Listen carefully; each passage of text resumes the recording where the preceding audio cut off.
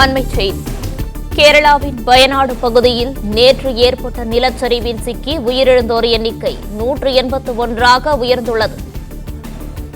இதுகுறித்த கூடுதல் விவரங்களை சரவணகுமார் வழங்க கேட்கலாம். வணக்கம் சரவணகுமார்.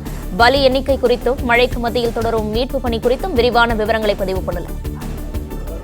வயநாட்டில் ஏற்பட்டிருக்கக்கூடிய இந்த நிலச்சரிவின் காரணமாக தொடர்ந்து அங்கே உயிரிழந்தவர்களுடைய எண்ணிக்கை அதிகரித்து வருகிறது. சடலங்கள் பல்வேறு பகுதியில் இருந்து மீட்கப்பட்டு வருகிறது. குறிப்பாக அந்த சாலி ஆற்றில் அடித்து செல்லப்பட்ட சடலங்கள் அங்கங்கே பாறைகளின் இடுக்கிலும் அதே போல மரக்கழிவுகள் ஓரமாக அடித்து செல்லப்பட்டு கிடக்கிறது. அந்த கழிவுகளிலும் அங்கங்கே சடலங்கள் தொங்குகிறது. அவற்றையெல்லாம் தொடர்ந்து மீட்பு குழுவினர் மீட்டு வருகிறார்கள். அவற்றை அடையாளம் கண்டு உயிரிழந்தவர்களுடைய எண்ணிக்கையை அதிகாரப்பூர்வமாக அறிவித்து வருகிறார்கள். இந்த நிலையில 181 பேர் இதுவரை உயிரிழந்திருப்பதாக தெரிவிக்கப்பட்டிருக்கிறது.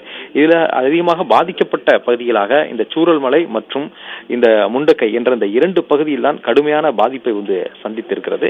இங்கு இருக்கக்கூடிய குடியிருப்புகள் எல்லாமே பெரும்பாலும் மண்ணுக்குள் புதைந்திருப்பதாக சொல்லப்படுகிறது. அதுவும் இந்த நிலச்சரிவு ஏற்பட்ட அருகிலேயே இந்த முண்டக்கை பகுதி இருக்கிறது. இந்த முண்டக்கை பகுதியினுடைய அங்கிருந்த குடியிருப்புகள் தான் அந்த முண்டக்கை என்ற கிராமமே மண்ணுக்குள் புதைந்திருப்பதாகவும் மேலே ராட்சத பாறைகள் எல்லாம் கிடப்பதனால அவற்றை மண்ணில் இருந்து தோண்டி சடலங்களை மீட்பதிலிருந்து பெரும் சிரமம் அந்த பெரும் சவாலான ஒரு பணியாக மீட்பு பணி இருப்பதாக கூறப்படுகிறது. தொடர்ந்து ஒரு பக்கம் மீட்பு பணிகள் நடந்து வரக்கூடிய நிலையில அவ்வப்போது மழையும் பெய்து வருகிறது. தற்பொழுது மீண்டும் கனமழை அங்க பெய்திருக்கிறது. வானிலை ஆய்வு மையம் ஏற்கனவே எச்சரித்தபடி தொடர்ந்து அடுத்த 24 மணி நேரத்திற்கும் வயநாடு மற்றும் சுற்றி இருக்கக்கூடிய பகுதிகளில் மழை பெய்யும் என்று தெரிவித்திருந்தது. தற்பொழுது தொடர்ந்து மழை பெய்து வருகிறது. மழை பெய்தாலும் மழையும் பொருட்படுத்தாமல் இந்த மீட்பு பணிகளை தொடர்ந்து மேற்கொண்டு வருகிறார்கள். குறிப்பாக இந்த முண்டக்கை என்ற அந்த பகுதிக்கு முதலில் சாலை துண்டிக்கப்பட்டதனால மீட்பு குழுவினர் செல்ல முடியாத நிலையில் ராணுவத்தினர் தான் இதை விமானப்படையினுடைய ஹெலிகாப்டர் மூலமாக அங்கே சென்றடைந்தார்கள். நேற்று மாலைக்குள் அவர்கள் சென்றடைந்த நிலையில 1 மணி நேரம் மீட்பு பணிகள் மேற்கொள்ள முடிந்தது. அதற்கு பிறகு இரவாகிவிட்டது. பிறகு இரவிலும் அங்கு மீட்பு பணியை யாரிடம் உயிரிடம் இருக்கிறார்களா என்று கண்டறிந்து அவர்களை மலை உச்சியில அங்கங்கே பல்வேறு பகுதிகளில் தேயிலை தோட்டங்கள்ல அவர்கள் தஞ்சமடைந்தவர்களை எல்லாமே மீட்டு இந்த ராணுவ ஹெலிகாப்டர் மூலமாக விமானப்படையினுடைய அந்த ஹெலிகாப்டர் மூலமாக மீட்டு இந்த சூரல்மலை என்ற அந்த பகுதிக்கு கொண்டு முகாம்களை தங்க வைத்தனர். இன்று காலையிலிருந்து அங்க சடலங்கள் மீட்கப்பட்டு வருகிறது. மற்ற பகுதிகளில் கூட சடலங்கள் ஆங்காங்கே அடித்து வரப்பட்டு அவற்றை மீட்டு வரக்கூடிய நிலையில இந்த முண்டக்கை என்ற பகுதியில அந்த கிராமமே இந்த மண்ணுக்குள் புதைந்திருப்பதாகவும் அதற்கு மேலே ராட்சத பாறைகள் உருண்டு கிடப்பதனால அவற்றை அகற்றுவதற்கு இந்த கனரக எந்திரங்களும் அதை விட அந்த முக்கியமான உபகரணங்கள் எல்லாம் தேவை என்பதனால அவற்றை வரவழைத்திருப்பதாகவும் அதற்கு முதலில் தற்காலிக பாலம் அமைக்கும் பணி முடிந்த பிறகுதான் அந்த வாகனங்களும் கனரக வாகனங்களும் அதே போன்ற அந்த மண்ணல்லக்கூடிய இயந்திரங்களும் அந்த பாறைகளை உடைத்து அகற்றக்கூடிய உபகரணங்களையும் கொண்டு வர முடியும் என்று தெரிவித்திருக்கிறார்கள். டெல்லியில் இருந்து இதற்கான உபகரணங்கள் எல்லாமே கொண்டு வரப்படுவதாகவும் அதே போன்று மண்ணுக்குள் கீழே புதைந்திருப்பதாக கருதப்படும் சடலங்களை மீட்பதற்கு ராணுவத்தில் பயிற்சி பெற்ற மோப்ப நாய்களை பயன்படுத்த இருப்பதாகவும் அதிகாரிகள் தெரிவித்திருக்கிறார்கள். பலி எண்ணிக்கை ஒரு பக்கம் அதிகரித்து வரக்கூடிய நிலையில உடற்பாகங்கள் பல்வேறு இடங்களில் இருந்து மீட்கப்பட்டிருக்கிறது. கை மட்டும் கால் மட்டும் தனியாகவும் தலைப்பகுதி தனியாகவும் உடலின் ஒரு பகுதி தனியாகவும் இப்படி பல்வேறு இடங்கள்ல பாகங்கள் மீட்கப்பட்டிருக்கிறது. அவற்றை எல்லாம் உறுதி செய்வதற்கு இந்த DNA போன்ற பரிசோதனைகள் காணாமல் போனவர்களுடைய பட்டியலை வைத்து உறவினர்களை தேடி வரக்கூடிய அவருடைய குடும்பத்தினர் அவருடைய DNA மூலமாகத்தான் அவற்றை உறுதி செய்ய முடியும். இதற்கும் தடயவியல் நிபுணர்கள் அங்கே இருப்பதாகவும் சொல்லப்படுகிறது. தற்பொழுது இந்த முண்டக்கை பகுதியில் தான் முப்படையினுடைய மீட்பு குழுவிலும் அங்கே முகாமிட்டிருக்கிறார்கள். அவர்கள் இந்த மீட்பு பணிகளை ஒருங்கிணைத்து அங்கே மண்ணுக்குள் கீழே புதைந்த வீடுகளில் இருந்து சடலங்கள் எதுவும் இருக்கிறதா என்பதை கண்டறிந்து அவற்றை மீட்கக்கூடிய பணியில ஈடுபட்டிருக்கிறார்கள். அதே வேளையில் முண்டக்கை பகுதியில மலையின் உச்சிகளில் தேயிலை தோட்டங்கள்ல தஞ்சமடைந்தவர்களை கயிறுகளை கட்டி அவர்களை அங்கிருந்து மீட்கக்கூடிய பணி என்பதும் நடந்து வருகிறது.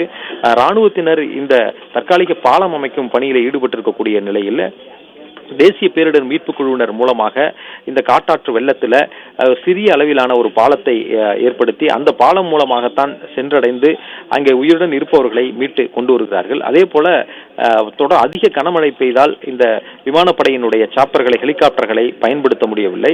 எனவே இந்த மழை சற்று நின்ற நிலையில அந்த விமானப்படையினுடைய ஹெலிகாப்டர்களை பயன்படுத்தி உயிருடன் இருப்பவர்களை மீட்டு இந்த முகாம்களில் கொண்டு தங்க வைக்கிறார்கள். 45 இடங்கள்ல இந்த முகாம்கள் ஏற்படுத்தப்பட்டிருக்கிறது.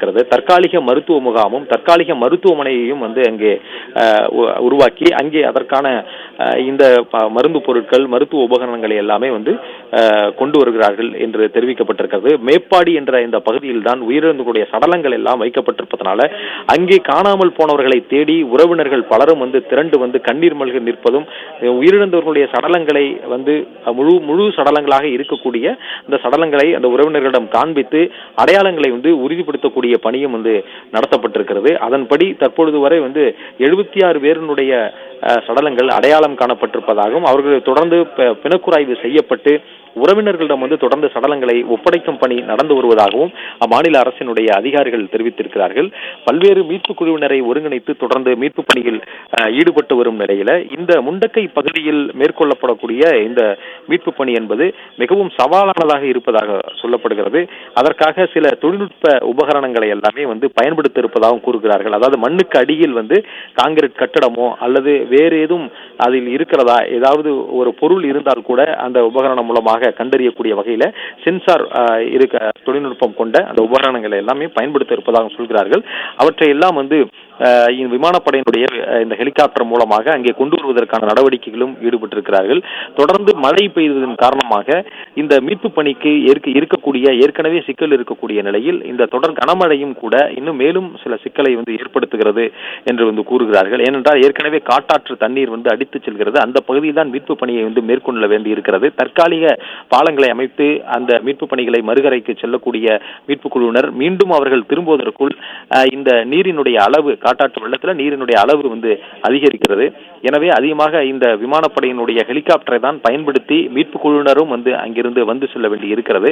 எனவே கூடுதலாக விமானப்படையினுடைய இந்த ஹெலிகாப்டர்களை பயன்படுத்துவதற்கு திட்டமிட்டிருக்கிறார்கள். தற்பொழுது வரை 4 ஹெலிகாப்டர்கள் பயன்படுத்தப்படுகிறது. C-32 மற்றும் C-130 என்ற ரக இந்த ஹெலிகாப்டர்களை பயன்படுத்தி ராணுவத்தினர் இந்த மீட்பு பணியில் ஈடுபட்டிருக்கிறார்கள். தண்ணீர் காட்டாற்று வெள்ளம் அதிகமாக செல்லக்கூடிய அந்த பகுதியில நேவி, அதாவது கடற்படையை சேர்ந்தவர்கள், அனுபவம் பெற்ற அந்த வல்லுநர்கள் வரவழைக்கப்பட்டு அங்கு அதற்கான பாலங்களை அமைப்பதற்கு அந்த பொறியாளர்களுடன் சேர்ந்து ஆலோசித்து வருகிறார்கள். மீட்பு பணிகளும் அவர்கள் ஈடுபடுத்தப்படுகிறார்கள். கடற்படையினுடைய ஹெலிகாப்டர்களையும் பயன்படுத்தலாம் என்பது குறித்து ஆலோசனை மேற்கொள்ளப்பட்டு வருகிறது. கூடுதலாக இது போன்ற ஹெலிகாப்டர்களை வரவழைத்து அந்த முண்டக்கை பகுதியில் மீட்கக்கூடியவர்களை கொண்டு வரும் நடவடிக்கைகளும் ஈடுபட்டு வருகின்றன.